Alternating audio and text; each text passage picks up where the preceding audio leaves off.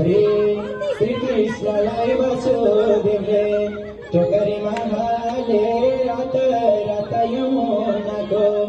गोकुल पुग्न थाले वासुदेव र मुरारी